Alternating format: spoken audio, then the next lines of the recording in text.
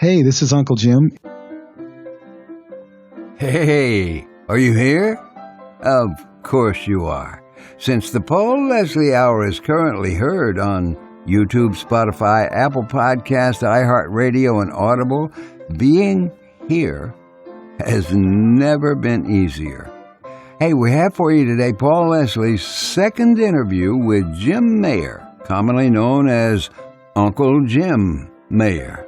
He's a children's music artist. This interview went down after Jim Mayer released the album Let There Be Fun. You should also know that Jim Mayer is the founder of IM4U Learning. Check it out. That's IM4U. IM4U. You know what else? Jim Mayer's been playing bass with Jimmy Buffett's Coral Reefer Band. Forever, since 1989. Isn't that something?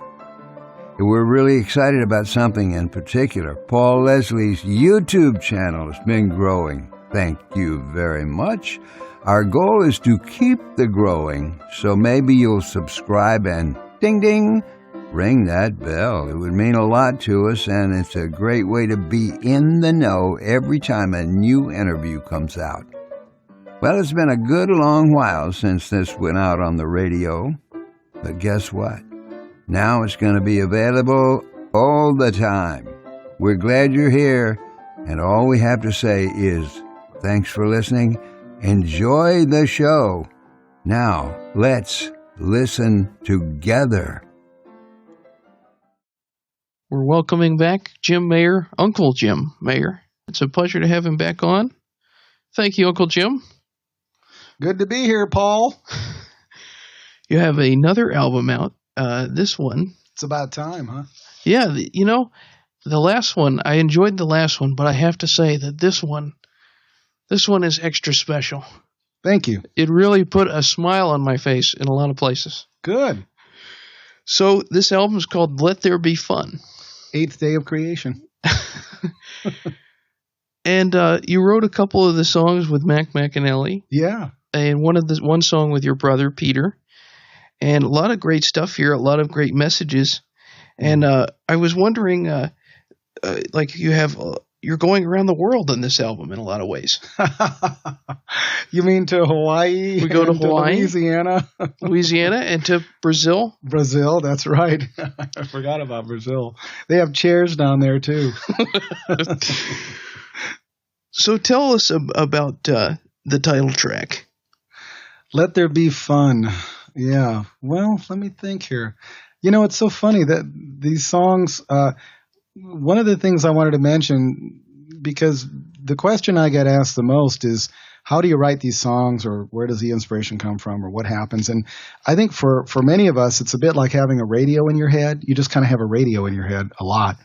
Not to be confused with Radiohead, but you just have a radio in your head. And Let There Be Fun. I think the verse melody came to me first, and I don't know, I wish I had some big old story behind that one, but really, I wanted to look at the world through the kids' eyes, on that song. And the funny thing is that we all look at things differently. So, for instance, the first line, why do we have sky over our heads? Get out of bed, the sun will shine. And so if a kid looks at a tree, the second verse is, why do we have trees to leave the ground, hang upside down, catch the breeze.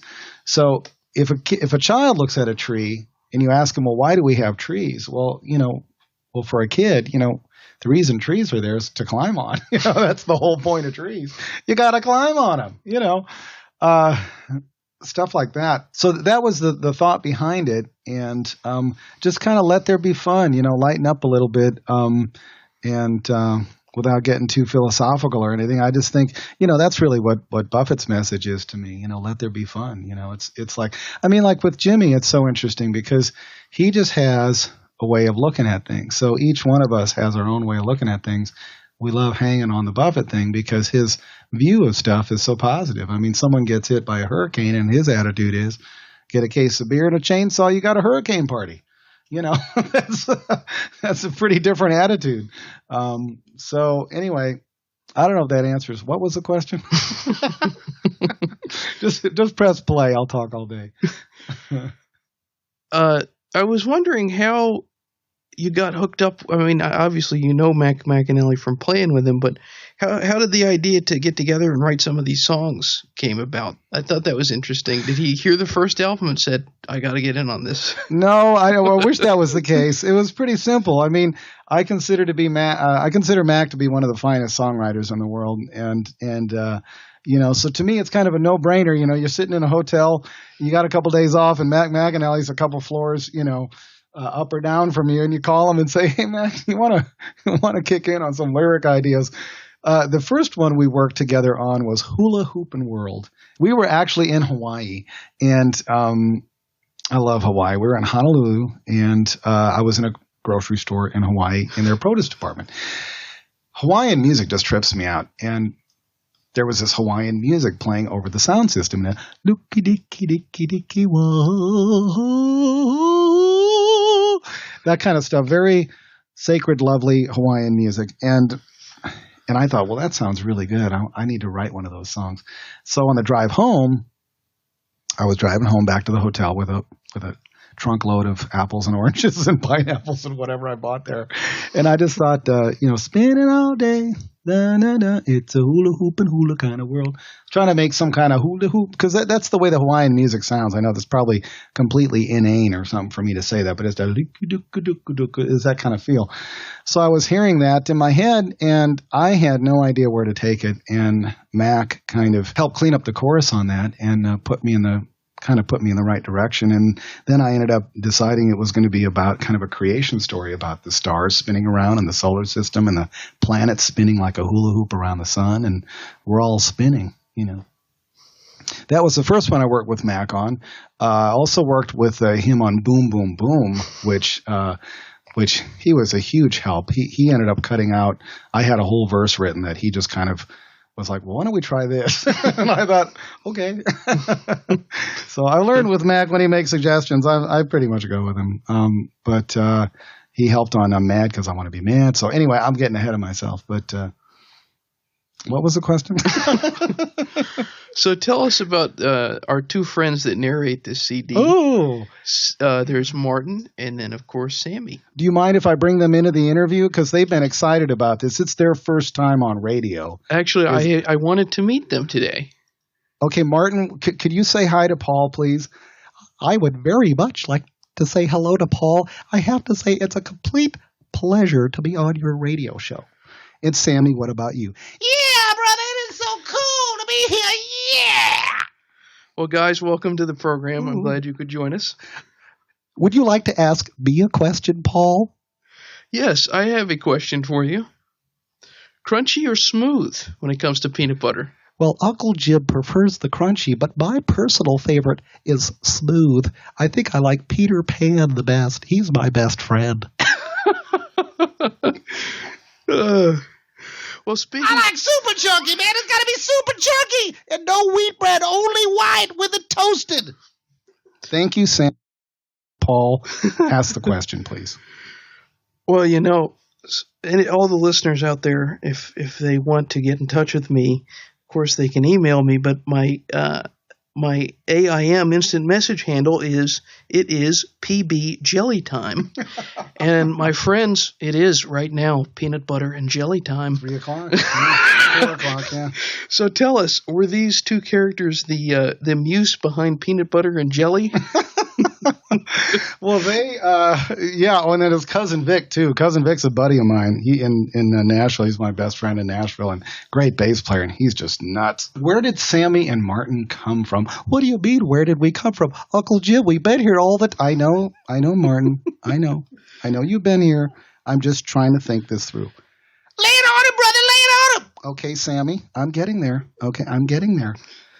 I'm not sure what song they first wanted to be a part of. It was I'm So Happy.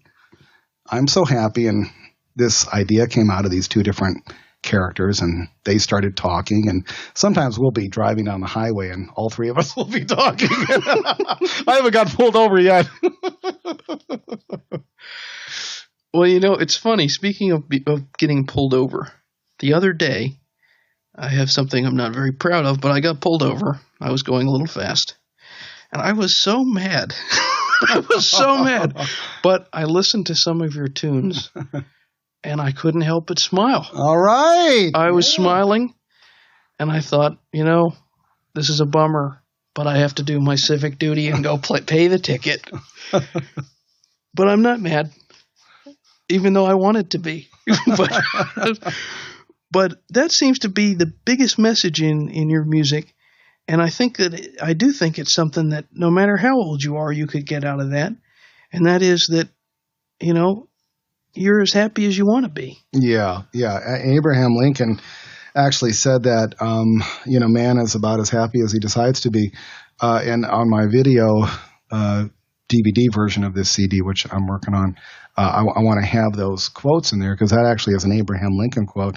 And I believe that pretty strongly. I kind of, not to get like way philosophical or something, but I think we tend to see what we are. Like for instance, if you're in a bad mood, like everything sucks, I mean, it's pretty simple, but if you're in a bad mood, it doesn't matter how sunny it is. It doesn't matter how beautiful the day is or how friendly the people are.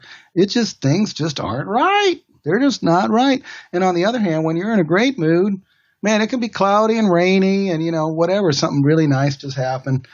Man, it just doesn't matter because you're in a really good mood, and sure, things will tilt you one way or the other. But you're right. That theme is in the CD a lot. I'm so happy.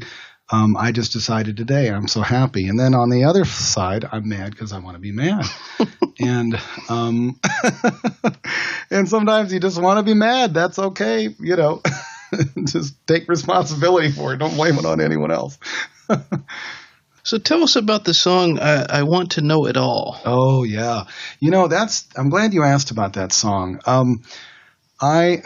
Excuse me, Uncle Jim, can I answer that one? Martin, I'd really like to take this. Okay, I'll wait for later. Okay, this one, I actually sent letters out to grade school teachers and asked them to come up with questions that the kids wrote down. So I had a whole list of questions from 1st through 4th grade of questions that kids asked. I have tons of lists of questions. How many hairs are on a dog? Are there more boys than girls? That was actually, so a lot of these lyrics actually came from questions that children had asked. And then I kind of tweaked them a little bit to make them flow in the lyrics. For instance, the question, how come the earth just spins and it doesn't roll? I mean, that is such a cool question. So I made that into how come, the earth just spins, it doesn't roll and twirl. How many cars are in the world? That was one of the kids' questions. So that song, totally came out of thinking like a kid and wanting to know it all. And then I asked a bunch of kids, what do you want to know? And some of them were hilarious. They were like, why is my sister such a jerk? Stuff like that. But like, how come some people are so picky? That's actually a kid's question. I mean, most of the questions were actually from the kids on that song. And I was mentioning earlier that we kind of get a good taste of the music of the world on this album. Yes, and I think that's important because I don't think it matters how old you are. There's so much stuff out there, and we should hear as much of it as we can. Absolutely. To my ears, a lot of the music today is becoming narrower and narrower. We're hearing less variety. Some of the most beautiful music that's been made are the bossa novas from the 1960s. I love, there's a great artist, Astrud Gilberto, who brought the song "The Girl from Ipanema," which was butchered by thousands of wedding bands, unfortunately, and then turned it into "The Boy from Ipanema," whatever. But Astrud was wonderful. So anyway, there's all this great music, and my thinking was, when is a young child today going to get to hear a real bossa nova? When are they going to hear that? Of course, Sammy thought it was a burrito, but yeah, that was actually intentional. And I'm aware that there's so many different styles on this CD, and my closet hard rock guitarist gets to come out on recess and boom, boom, boom. And there's a lot of artists that we play on this show that perform on the album. Mm-hmm. And I wanted to ask you, was there any particular artist that you really thought shined on this CD? Wow. Well, I'll tell you what, Nadira sounds amazing on this CD. She really sings great. She's featured on I'm So Happy and the song IM4U. And she's also, her and Tina are actually also on Boom Boom Boom. It's is the first voice you hear on Peanut Butter and Jelly, that big stack of singing. That's Tina and Nadira. I thought Nadira sounds incredible on this. And one of the things that I think I really want to underscore with the listeners, this CD, even way more actually than the first CD, is, I mean, it's a children's CD, but it's really made so that an adult could buy it and listen to it. And I mean, would you agree? Don't you think? I do. It's really, even if you don't have any kids, and I think that's the biggest mistake that people make about my music is that, oh, well, I don't have any kids, or maybe I'll get it for the nieces and nephews or something. And they're actually missing a lot because the music was specifically designed for adults to really enjoy, especially songs like IM4U, I'm So Happy, stuff like that. There were a few songs that I listened to 3 or 4 times in a row. Really? Well, yeah. Thank you. Wow. I really liked the fullness of a lot of the tracks, and I'm a big fan of Jake Shimabukuro. Oh yeah. And he played on one of the songs, the Hula Hoopin' World song. Yeah. And also Sonny Landreth, of course, plays on the album. But yeah, there's some great stuff on there. And I wanted to know, what do you think the most important message in your music is? Whether it's whether it's a kid listening or a grown-up person or someone like me that's in between. Right. Well, gosh, that's challenging to boil down for me. I think, and this is maybe, I don't know, I'll probably give 3 answers and then find the one that makes sense. I mean, the surface thing to me is relax and enjoy, is the message. But I really think that the message of this CD is choice. I think it's about choosing how you want to be in the world and realizing that you have a choice. I think you brought that up earlier. I really think that's would be what I would say to the adults. To the kids, I would just say, have fun and work together, play together. What IM4U is all about community. It's all about being real. We don't pretend. But I really think that, like for instance, the song Recess is about dealing with bullies on the playground, Well, that's dealt with by making a choice to just look them straight in the eye and go ahead and play anyway. I will swing on a swing, slide on a slide, I will run, I will play, but I will not hide. I will look them straight in the eye, am free as a bird, and I'm going to fly. It's making a choice rather than being a victim. That's Recess. Boom, Boom, Boom is, listening to the sound in your head and, basically, being part of a sporting event, That was a song that I got to be a big part of. That's correct, Martin. You did. And I was very proud of you. I'm so happy. I just decided today. I'm mad because I want to be mad.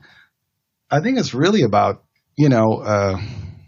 making choices, making the right choices. I wanted to ask you about Mailboat Records. Oh, yeah. How did the album come to be picked up by Mailboat? Well, that actually, a few months after this actually started with Funky as a Diaper.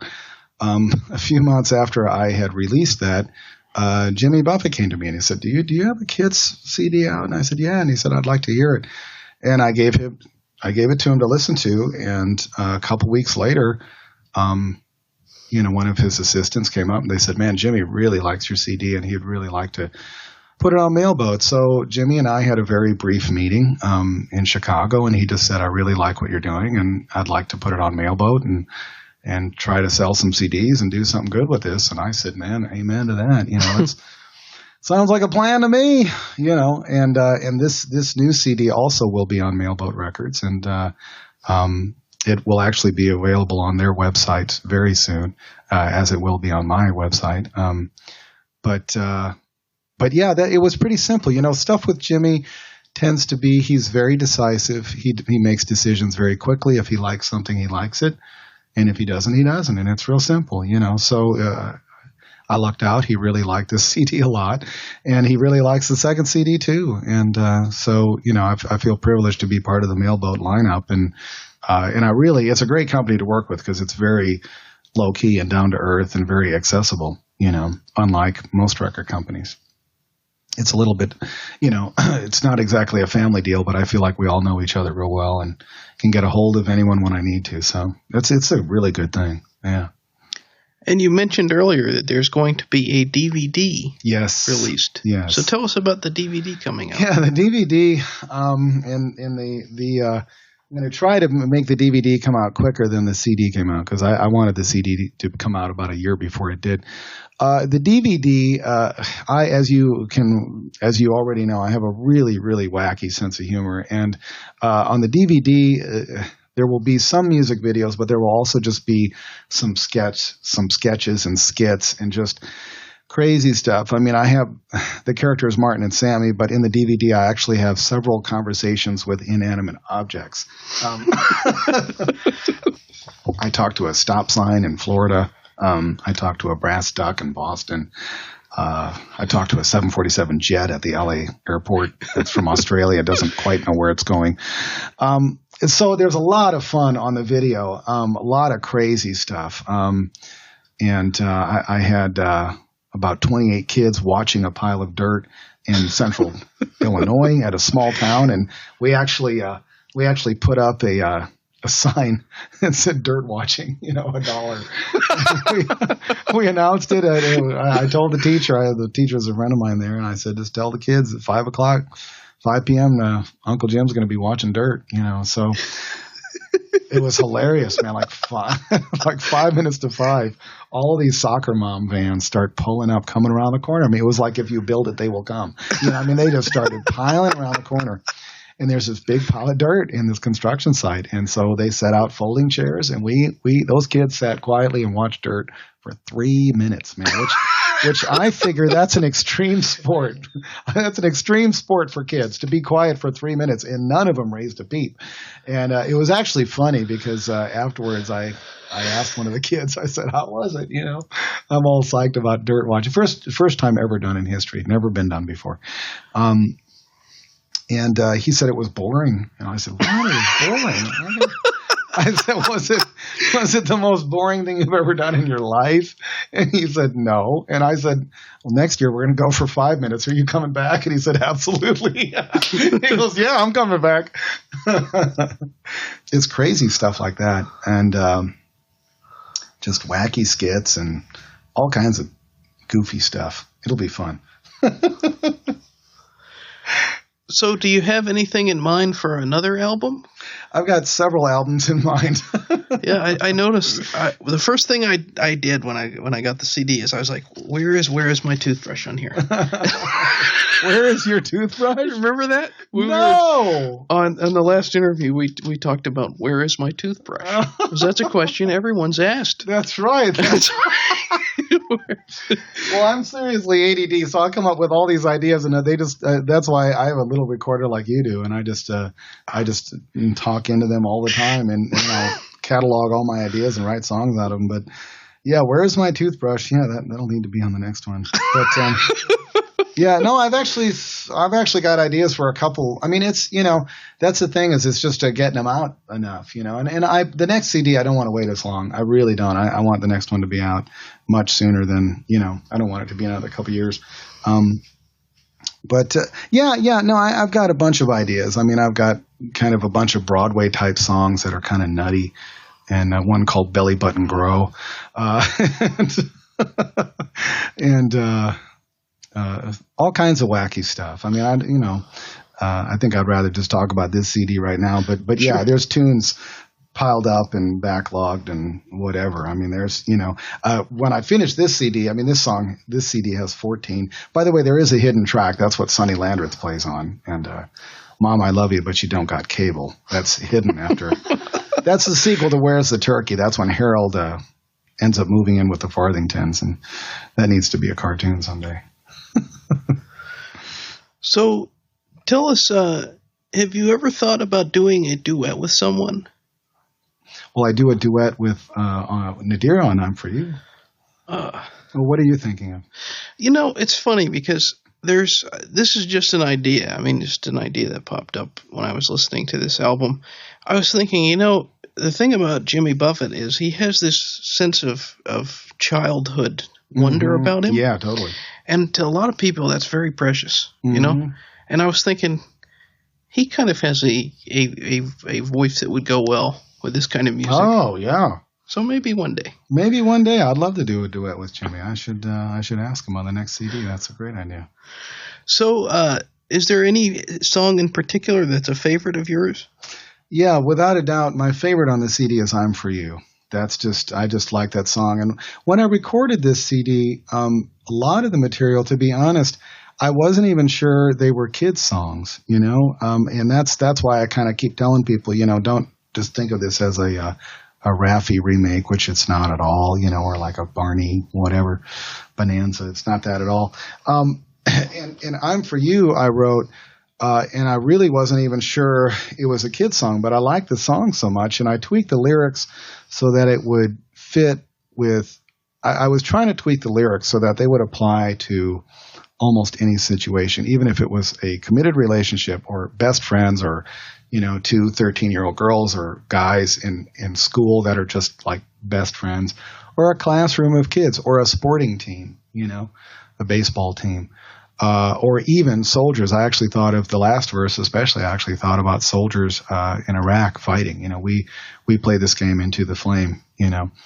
I was really thinking about any scenario where people are working together and there's teamwork, and I wanted it to apply to all those scenarios. And so to me, that's by far my favorite song on the CD. I love playing it, and Nadira sounds great on it, and it's, it was real fun to write it. What is the best thing about getting to be Uncle Jim?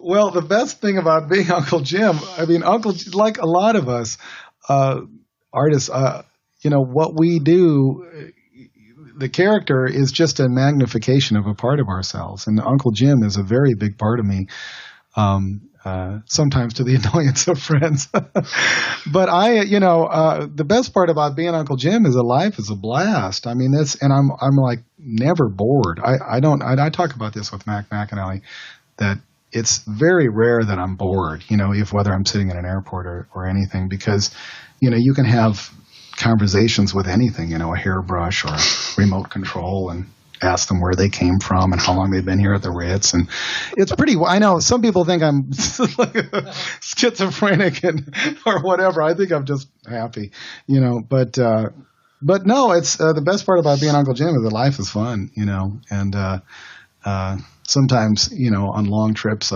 Sammy, Martin, and I will have conversations about, like one, for instance, was Martin wanted to be a country singer. Now, you notice how so many country singers have 3 names. They a lot of them have. Martin wants to have 4 names. Morgan, Jessup, Rayfield, William. And Sammy points out that that's one too many names. It's one too many names. Anyway, my brain is kind of like a constant TV show. So I just try to stay on the road. If you see me driving, stand back 200 yards.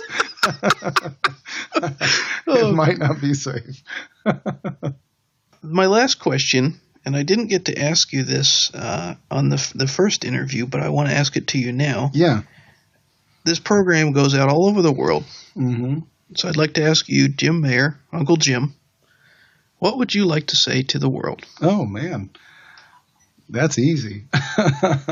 God is good, life is good, and we have each other. That's my motto,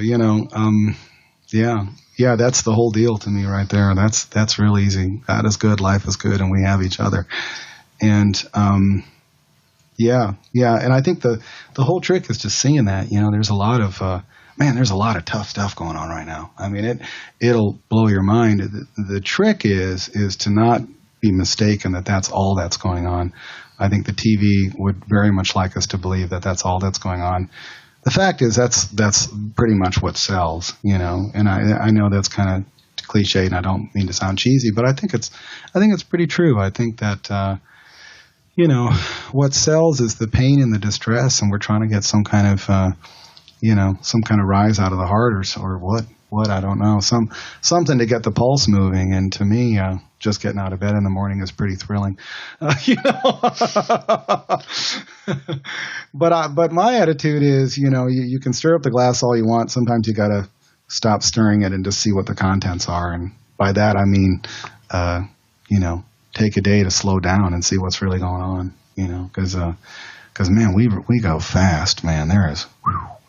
There's so much speed in our culture, in our world. But that's it for me, man. I mean, and to me, those bumper stickers that say, if you're not pissed off, what is it? You're missing something. It's like you something like, if you're not mad, you're not paying attention. You're not paying attention. To me, if you're not grateful, you're not paying attention. I mean, and yeah, there's probably a lot of things to be mad about, and I would agree that there's a lot of things that need changing all over the world. But to me, if you're not grateful, you're not paying attention. If you're not joyful, you're not paying attention. Pablo Casal's a great cellist. I mean, there's this great story about him with a student cellist, and him and some other really great cellists were sitting around, and the student played a piece, and this friend of Pablo Casal's just tore him to pieces. It's like, this is wrong, that's wrong, that's wrong. And Pablo Casal said, any idiot can tear it down, but it takes an artist to build it up. And I think that's really what I love about what Jimmy Buffett does, is he makes life more fun. I mean, it's really simple. It's just, it's more fun. He has a way of looking at things, and that's a lot of what I'm trying to do too in my own way. Just a way of looking at things that makes life fun. I mean, given your choice, wouldn't you rather have a good day than a bad day? Sure. It's pretty simple. But we don't know that we have our own hands on the button. We can flip that switch. So anyway, enough philosophizing. Well, to put it simply, there's a smile in the sky. There's a smile in the sky. There you go. Well, Uncle Jim, I really appreciate you taking the time to talk to us. And as always, keep doing what you're doing, because it's a very positive message. And I'll tell you, you can tell it's heartfelt, and it doesn't matter how old you are. The message is pure, and I appreciate you taking the time and doing this, everything. Well, thanks so much, Paul. It's great to be on your show again. Thank you. All righty. I've got to do it, man. I've had a very little time here. Hello, this is Barton. I'm featured on Uncle Jim's new CD, which I hope you buy because I get a nickel from every CD.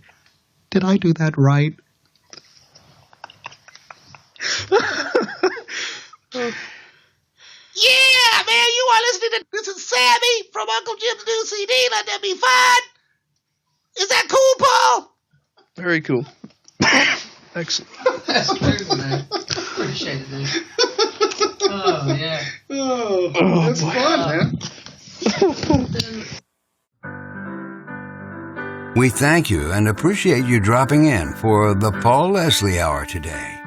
You can help the Paul Leslie Hour in our mission to provide independent media content like this by visiting www.thepaulleslie.com/support. We truly thank you. This is your announcer speaking. Performance of The Entertainer intro song and Corina outro song, courtesy of John Primorano. Well, that's it for today. So until next time, be safe and be good.